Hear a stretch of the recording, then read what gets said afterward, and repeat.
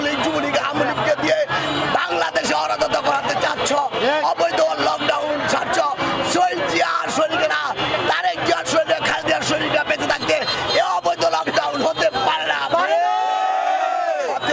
আপনারা 11 তারিখ রাত থেকে আজকে আগামীকাল পর্যন্ত আপনারা প্রতিটি পাড়া মহল্লা ওয়ার্ড ইউনিয়নে থানা জেলা সবাই মনে মনে পাড়া দেবেন, যেখানে অবৈধ ছাত্রলীগ যুবলীগ শ্রমিক লীগ আওয়ামী লীগকে পাবেন তাদেরকে ধরে প্রশাসনের কাছে হস্তান্তর করুন।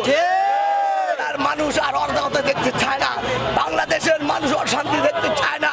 আমরা বলতে চাই নির্বাচন তফসিল যখন ঘোষণা করবো অবশ্যই তারেক রহমানের নির্দেশে আমরা নির্বাচনে যাবি বলবো, কিন্তু নির্বাচন তফসিল ঘোষণার আগে এই অবৈধ আওয়ামী লীগ খুনি হাসিনা যেভাবে নৈরাজ্য অরাজকতা সৃষ্টি করতে চায়, আমরা আগে রাজপথে ছিলাম, এখন আছি, ভবিষ্যতে থাকবো।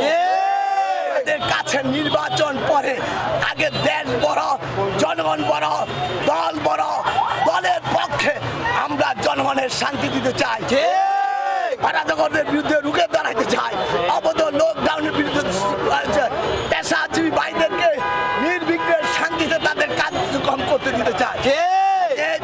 আগামীতে যে নির্বাচন হবে সেই নির্বাচনে আপনারা বিএনপির মনোনীত প্রার্থী